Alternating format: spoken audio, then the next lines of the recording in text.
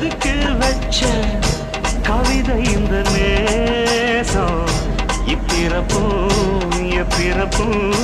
தொடரும் இந்த பாசம்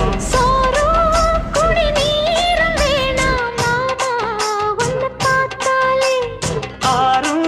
பசியாரும் தானாச மொழி கேட்டாலே